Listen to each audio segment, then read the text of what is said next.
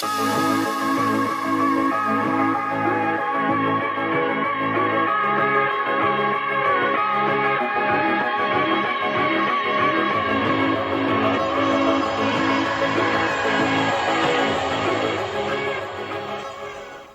up guys, Sarah Benjamin here for another video. Today I'm actually here with my wife, Bruna. She's a pretty good blue belt. She's always footlocking me and stuff, so we're going to use her today to show you guys some very easy passes from butterfly guard. Lately on my channel we've been focusing a lot on knee on belly. We did a whole segment with a bunch of gi and no gi stuff from knee on belly. It's one of my favorite positions, and that's actually going to connect to this because a lot of the passes that I do end up in knee on belly. Regardless of if I end up in knee on belly, I still like to go back there. So if you want to learn more about knee on belly and how I play my submission setups once I've passed the guard, you can check those videos up. I'll link them above. I'll link them in the description. But today, we're going to be looking at what I think are some of the easiest ways to pass butterfly guard, open guard scenario when you first start a roll. So without further ado, let's get into it. So let's look at an academy scenario. Obviously, this scenario can occur in a tournament, but the majority of our roles are focused in the academy. You always hear people say you want to do stuff that works on like world champions, which I believe if you compete is important. But let's face the reality here. Most of us aren't out there competing all the time. We're just trying to beat our training partners and get better on a daily basis, right? That's our goal. We want to go into the gym and we want to perform better and better every day, or at least try our best to. So these techniques are really good because they're focused on that academy scenario where you start your rolls. In jiu-jitsu, as we all know, most of our rolls start where we're here, we slap bump, and we go, right? One person typically likes to play guard, one person's on their knees. Sometimes both people will be on their knees, but today we're focusing against a guard player. So what I want to do is address somebody who's playing guard. Me personally, I almost always start my rolls in guard. I try to sweep and then pass. But when I do encounter somebody who's very adamant about playing guard, these are some of my favorite ways to pass the guard, or more importantly, to engage. As you guys know, I like to talk about the concepts and the overview of these techniques. These techniques are going to work to pass a few times.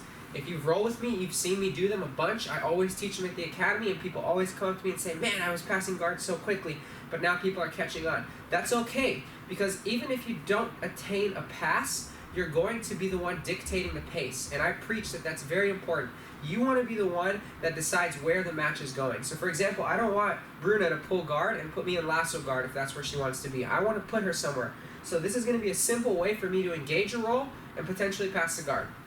So we're here, we slap bump, and the first and most important thing is the grip exchange. I'm going to be making videos in the future on grip fighting. I don't want to address that too specifically today, so we're going to go under the assumption that we get grips. But grip fighting is the most important thing to do in the beginning. You have to focus on grips. If you look at two high-level guys, oftentimes they're like this, and they're grip fighting for a long time. Like if you YouTube Marcelo Garcia sparring, he has a bunch of matches. He's so good at grip fighting. So assuming we're here grip fighting, what I'm going to try to do is get a same side lapel. So right here. It's a pretty easy grip to attain, especially when you're just rolling in the gym with your friends. So we're here, boom, we're grip fighting, I get this lapel. Now if you notice, I was controlling her hand so she couldn't grab my lapel. I want to control her sleeve, right? So my goals ultimately for these passes today are going to be same side lapel and sleeve. Once I get control of the sleeve, I can maintain control and not let her touch my lapel, but these passes will work if she's strong enough to still grab my lapel. This is okay. Okay, that's why I like these passes. They're not so specific. Now look what I'm going to do, guys. Once I get my grips, I keep myself away, and I'm just control. I don't want her to pull me into anything, and for the sake of demonstration, I'm going slow. But I would stand, right? So I step up one leg first, and then I come here. I keep a nice low squatted position, and what I'm going to do is create movement.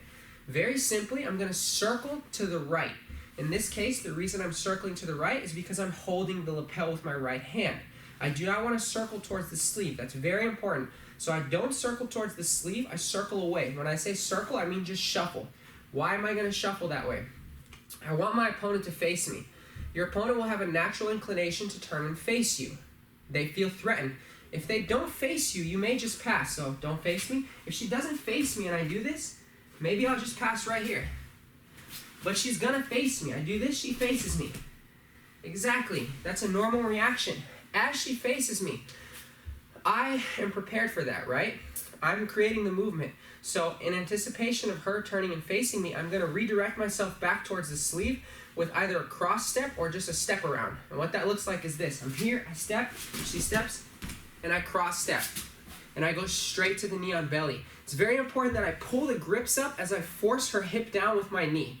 So I'm using opposing forces. I want to pull her to me so her shoulders are off the mat so she can't just scramble out and invert, right? Her defense could be to invert if her shoulders are here to lift her hip and stuff. So I want to keep her shoulders off of the mat. And I want to hold nice and tight either at the sleeve or even at the elbow. I actually prefer the elbow, but a lot of people think it's easier to just get the sleeve. If she grabs her lapel, you can use the elbow. So again, we were here, slap bump, right? We get our grips. I have the elbow in this case and the lapel. I step up, I circle, she turns, and look, I step here. So again, I'm gonna try to go slow, but it's a very quick pass. I step, she comes here, my leg comes around, right? My knee comes here, and then I'm gonna turn her down very quickly with my knee as I pull her up. Like this. And I get good position. I don't want her shoulders to hit the mat initially, because that's how she's going to turn into me. She's going to hip escape if I do that because her shoulders are here. If I hold her up and she tries to hip escape, it's going to be really hard. If I let go and she tries to hip escape, now she's moving.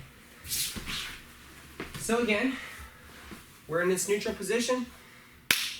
Here, we get our grips, circle, and I'm here.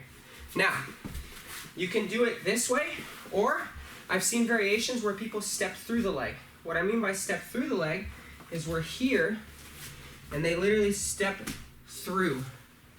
I don't like stepping through because with flexible guys, they draw this knee in and then they can start to throw their leg in and start to invert. So I like to avoid that and step around. So turn and face me like this so that I can get a good angle to avoid that inverted position, that 50-50 position.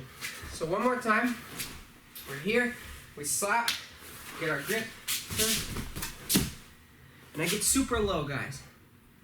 Okay, obviously you can't attack the near side armbar. If you guys saw my knee on belly video, you know that's one of my favorite attacks. This is one of the setups that I use to attack that. Excuse me. Now, the next setup, it's gonna be similar, but this time, maybe we tried that pass, it didn't work, or we just want to take a different route, and we're just going to force the knee cut. It's very simple, it's very easy to do, but it's very effective. So what I mean by that is I'm here, again, we slap bump, I grab here and here, I come here, I'm head to head, I don't want her to go underneath me, and then look what I'm going to do. I'm going to step inside, in between her legs. As I do so, I'm going to use my sleeve, elbow grip, and lapel grip to turn my partner's right shoulder to the floor and force a knee cut position, like so. See how I redirected us? I'm pulling up, my elbow's very tight, I'm very low, and then I finish the knee cut by sliding my knee down and passing the guard, getting head control or keeping the elbow, and then walking my hips back to control her hip positioning. So again, I was here, we got our grips, here, I step in, and now I'm here. And then I push my right knee down the mat, and I can either walk my hips back, walk my hips up, control the head and turn. Depends on how you'd like to finish. It's important that you don't just knee cut straight through your opponent. Sometimes the biggest mistake I see with a fast knee cut is people don't stop their hip positioning, and their hip ends up too far from their opponent's hip. This allows your opponent to have space to retain guard. So for example, what I mean by that is I don't just come here and slide way out like this because there's space for her to draw her knee back in, and then we create this scramble where we're trying to pass, she's pushing away, we're trying to pass, you're trying to now, you let go of the sleeve, you're trying to push, so it's just not as precise. You're sliding in too quickly, and you're creating space between your hip and your opponent's hip. The beauty of the knee cut is to maintain hip control and to keep your hip heavy. So again, the way you want to do it here is we stop high five, maybe we start standing, we get our grips, we come in, and I just get to this position. Keep my hip heavy, right? They might scramble, they might freak out. This may give me an opportunity to attack the underhook. I may just keep my elbow tight, slide my knee down, come here. Notice that my hip was never disconnected from her hip. Let's get this way. So again, in this knee cut position, my hip has no disconnection. I push the knee back and my hip is on her hip. I don't slide my knee straight through like this. Too much separation there. So guys, these are two very simple guard passes that are going to get you in a position where you either pass your opponent's guard or you get to a position where you're able to control them and dictate the pace.